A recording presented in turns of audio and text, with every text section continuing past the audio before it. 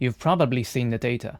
Young Chinese students constantly rank at the top of global tests like PISA, outperforming many countries in math, reading, and science.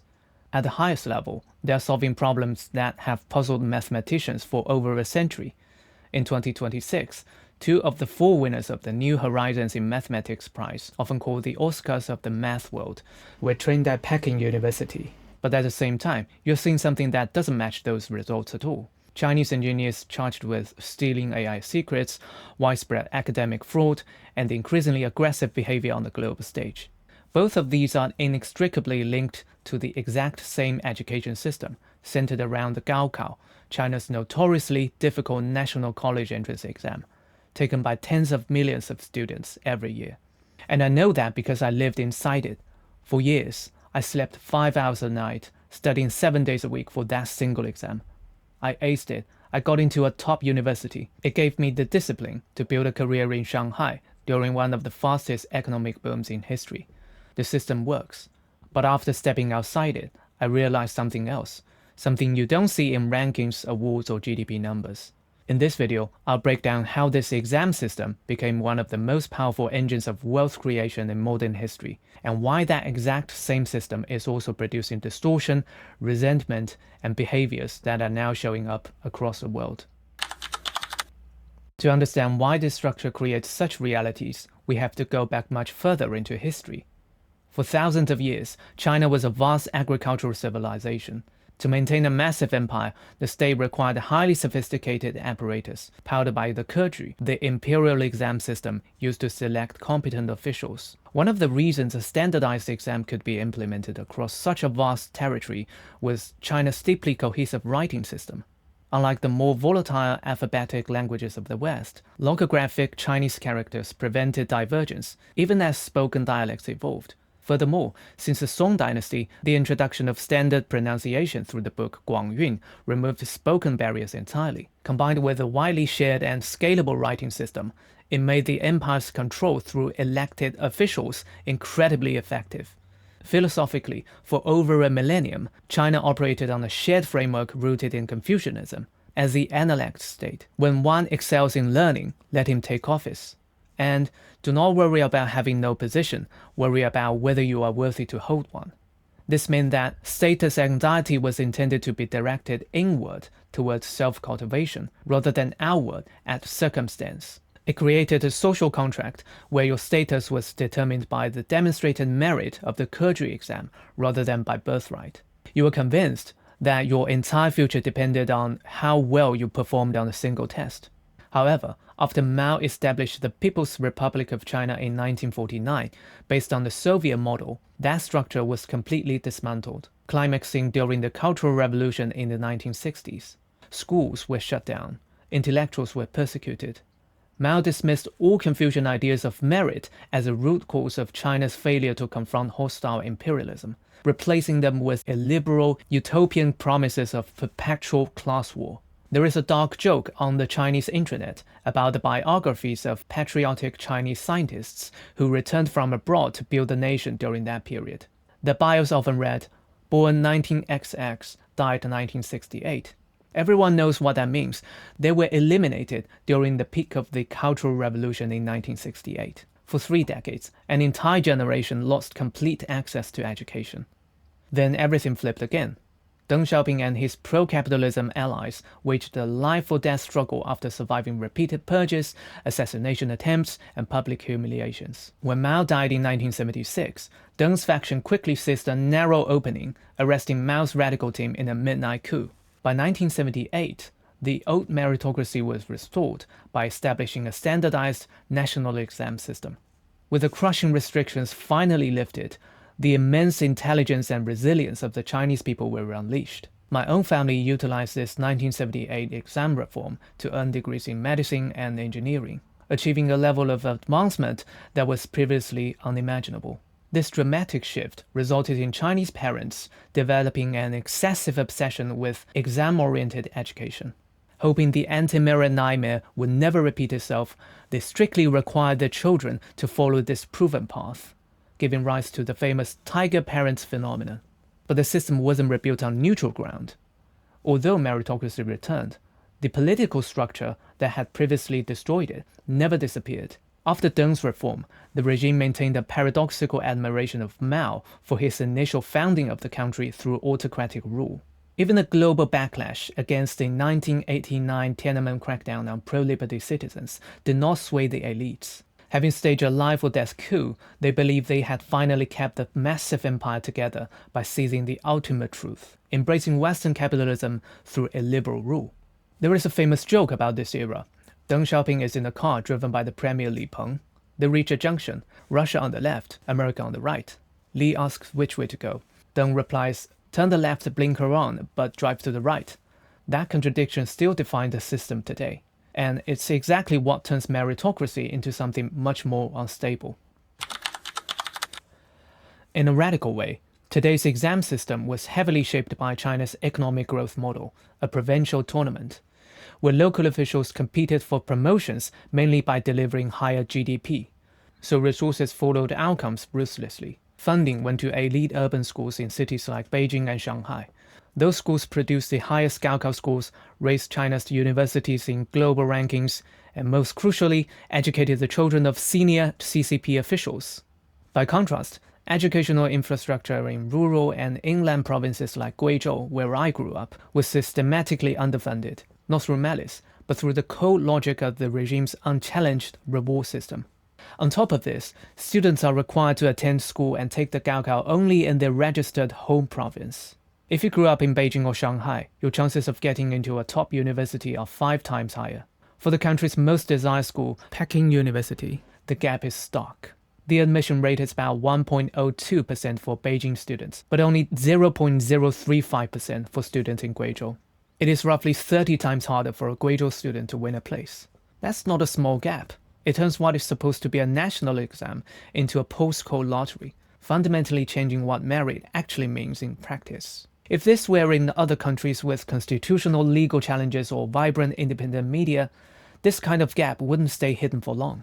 But in China, the administrative apparatus ensures that the problem remains statistically invisible.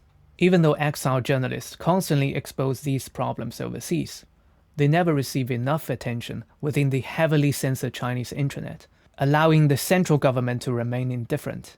Because of this top-down structure, the Gaokao has become a brutal zero-sum game. Combined with the pressures of tiger parenting and the isolating effects of the one-child policy, Chinese youth have become lone islands, adrift in an endless sea of exam sheets. In 2025, the exiled Chinese pro-liberty influencer teacher Li launched a crowdsourced GitHub project to document the notorious 6-11 schedule prevalent in Chinese schools, studying from 6 a.m. to 11 p.m., 6 or 7 days a week.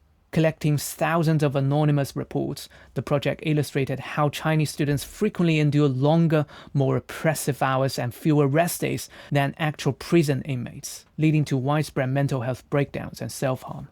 However, when students anonymously submitted reports, state security officers intervened. They pressured school administrators to crack down on foreign influence, explicitly instructing them to stop those little treasonists from assisting the foreign big treasonist, referring directly to teacher Li. Valid workload grievances were reframed as national security threats that damaged the Gaokao's reputation. Because the system depends on one core belief, that it is fair and objective. If that belief breaks, the pressure becomes harder to justify, so it's maintained. And that's where the psychological shift happens. When everything is framed as fair, failure stops feeling situational. It feels personal. A bad score feels like you didn't work hard enough, and that stays with you. Moreover, the Confucian culture of faith turns a child's score into the public mirror of the entire family's virtue. Parents pour massive fortunes into private tutoring because the system treats a low score as a direct blow to the family's worth and status. This gave rise to a fanatical private tutoring industry with billions. It produced superstar tutors like Zhang Xuefeng, whose recent sudden death from overwork triggered tens of thousands of exam takers to attend his funeral. Everyone tells you, just get through the Gaokao and life will open up in college. So you endure it, you pass the exam, you enter university, and suddenly no one is pushing you anymore. I lived this. After I aced the Gaokao and entered the top university, the massive weight lifted. and I realized no one had ever taught me how to think for myself.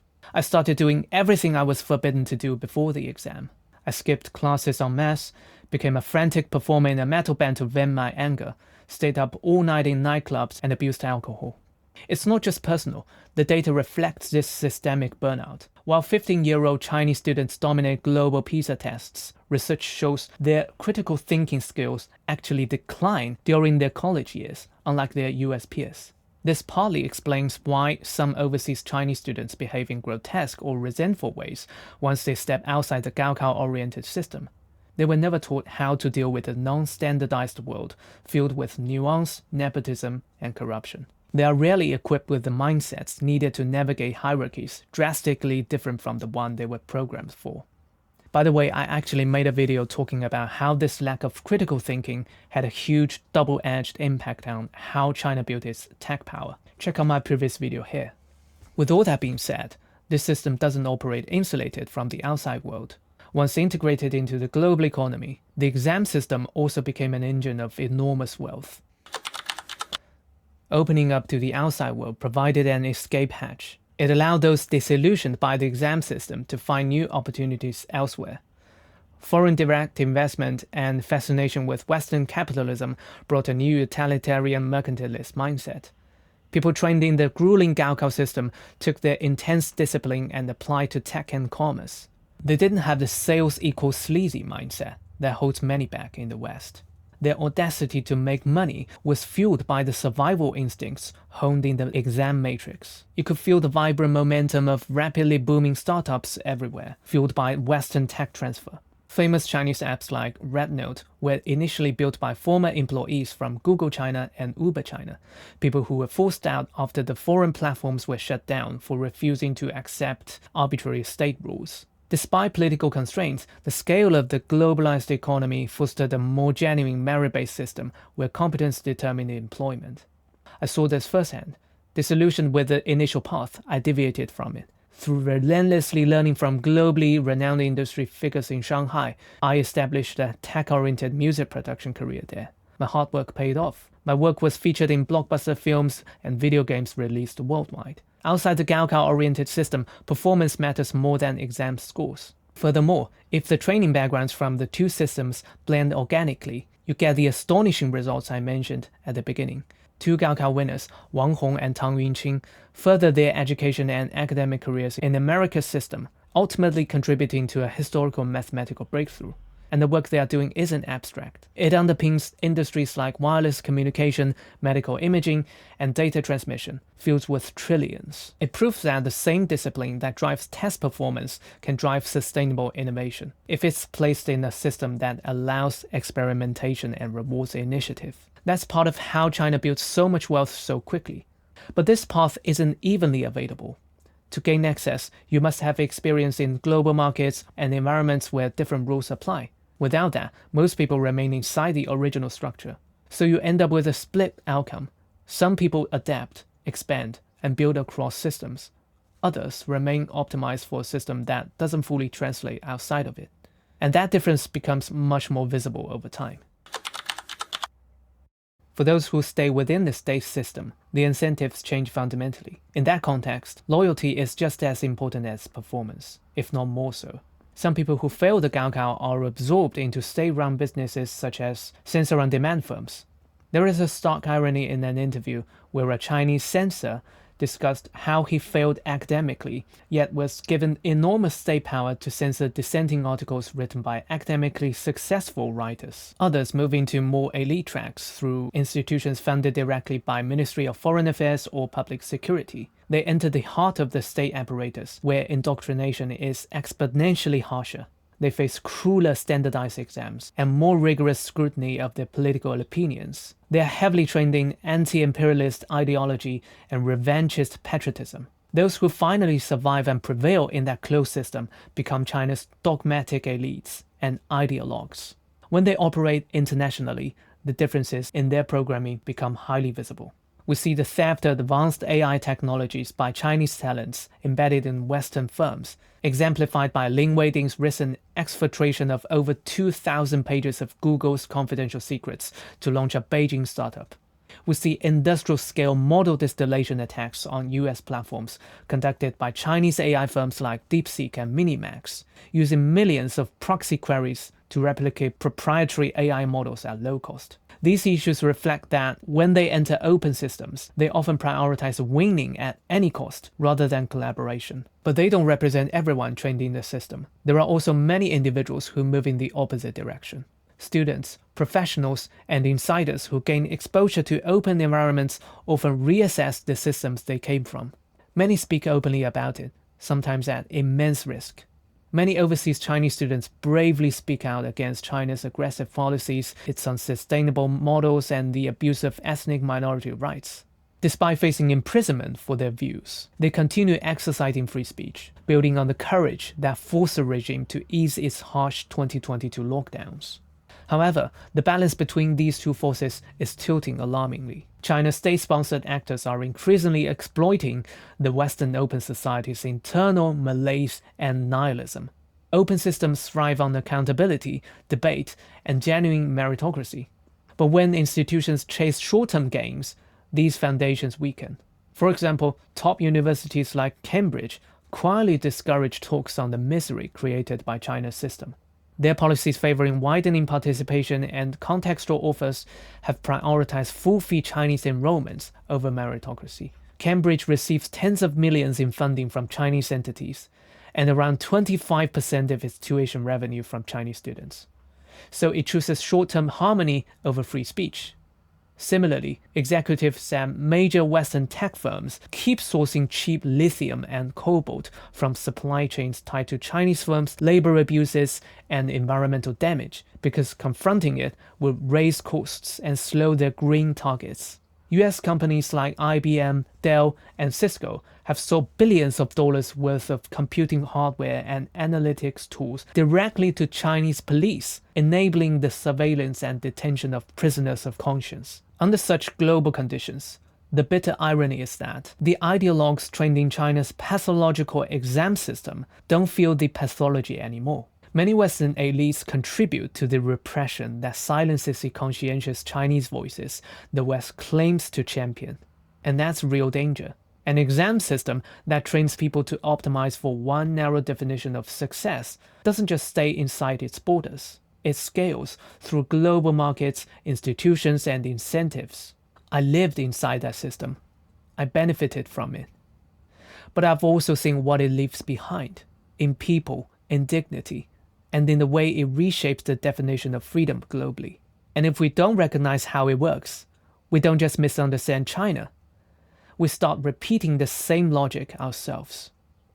If you found this analysis helpful in understanding China's education system and would like a deeper dive into what freedom actually means for us and how Chinese citizens preserve freedom on the ground, check out my previous video here.